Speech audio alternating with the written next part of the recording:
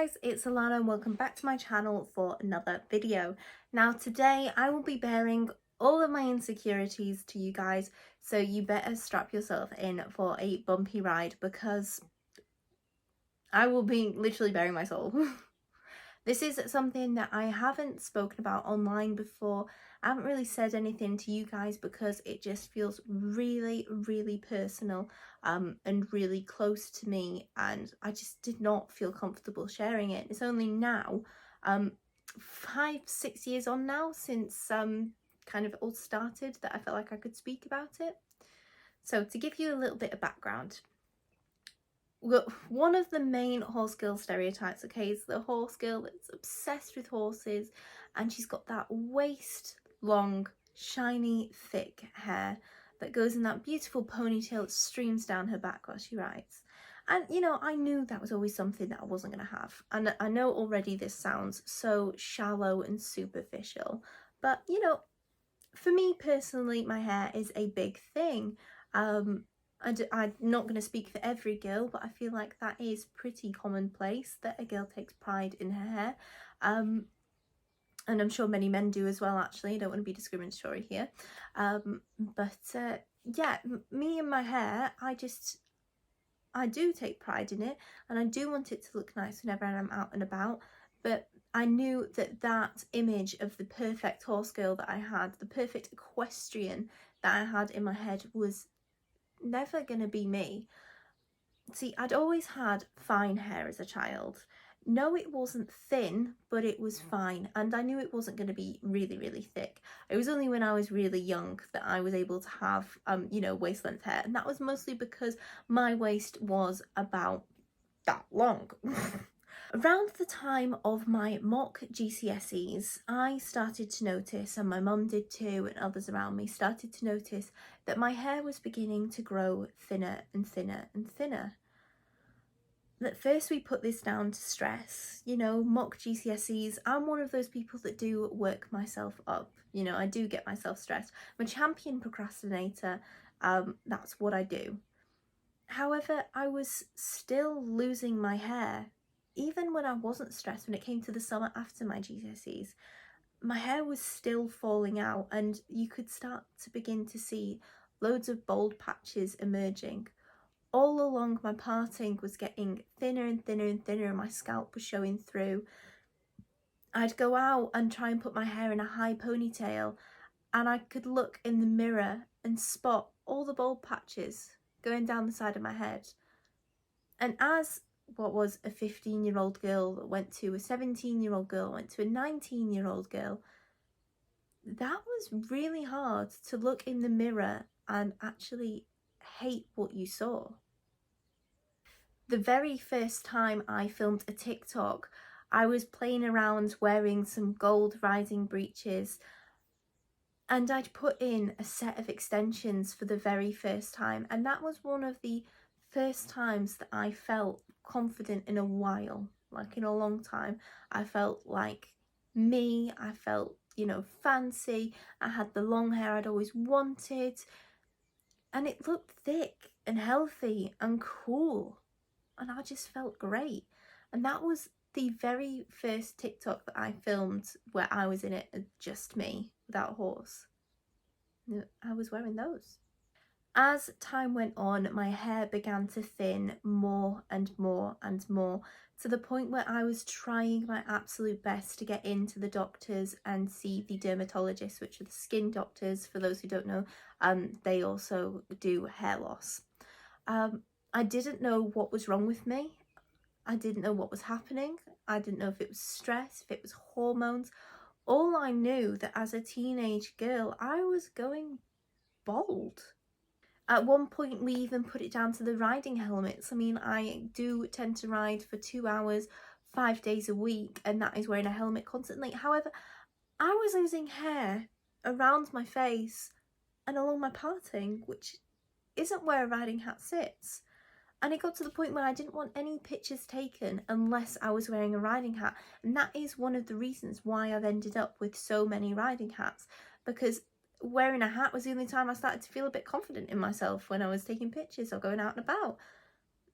getting pretty hats for me compensated for having what I thought was awful hair, which sounds so stupid and minuscule and such a first world problem to say out loud, which is why it's so personal to me, and why it's not something I talk about much, because it does feel like first world problems, but at the end of the day, it really impacted on my mental health and my internal image of myself, and it needs to be spoken about because that is still valid. Finally, around just a year ago, or maybe just more than a year ago, I was officially diagnosed with PCOS, or PCOS related alopecia. That means that basically I had alopecia, my hair was going to continue falling out unless I did something about it. A 19-year-old me was sat there like, what?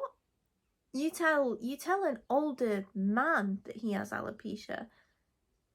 To me, you didn't tell a young girl that she has alopecia, who places an inordinate amount of self-worth on the stuff that grows out of her head. It was just wild. Since my diagnosis, I have been on Minoxidil, which is basically the men's regain spray, and I use that every single day, spraying it onto my scalp. And I do have some baby hairs growing through now that just kind of stick up, which I am so super happy to see. But yeah, it got to the point where even now, I'm not really happy leaving the house unless I'm wearing, you know, brunette dry shampoo or the L'Oreal Root Retouch spray, something that could spray a colour directly onto my scalp so that I could try my absolute best to cover it up, because I just felt terrible about myself. You know, my hair was getting to the point where it was so thin.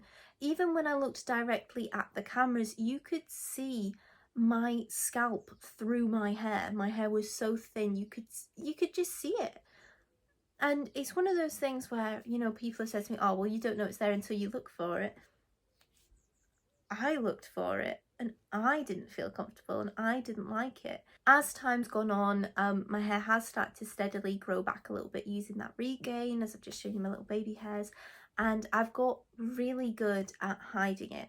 I wear my extensions every time I go out, or I'm in a hat, and that is the times when I feel I'm at my best. Even when my hair's in a high ponytail, I'm stood there in the mirror spraying all the gaps I can see where my scalp with Root Retouch spray or something, or brunette dry shampoo, something that I know will cover up. I know a lot of you are probably sat there thinking, Alanna, why are you talking about this? Like, what relevance does this have to horses? Like, if it makes you uncomfortable, why are you talking about it? The thing is, I think the horse world and the equestrian industry is so full of perfect stereotypes. I mean, we're rife with eating disorders and all sorts of image problems.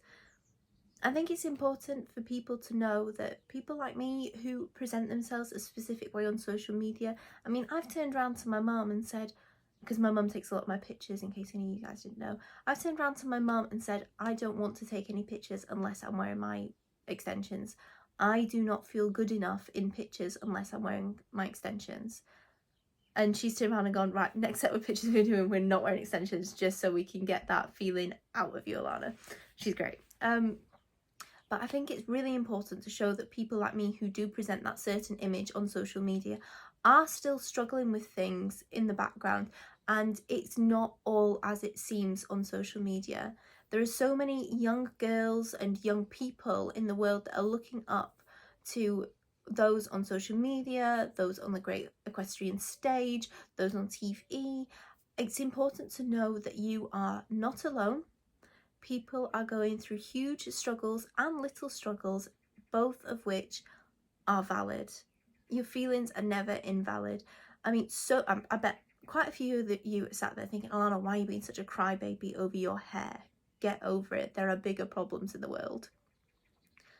However, to me, it felt like the end of my world, because I was like, oh my God, I'm going to be bald by the time I turn like 22. What am I going to do? Because for me, that just wasn't my image of myself. That's not how I liked to view myself, and it's not how I want to look. And I didn't feel like I could perform my best in any capacity because I was just feeling so low when I found out about it.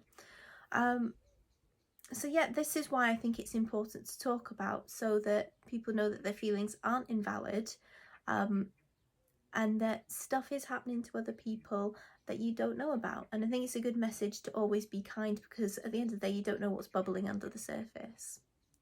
That is all from me today.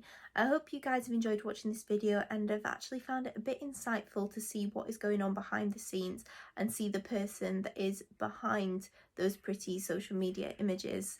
If you haven't already, don't forget to give this video a big thumbs up, subscribe to my YouTube channel and hit that notification bell so you know when the next video is being uploaded.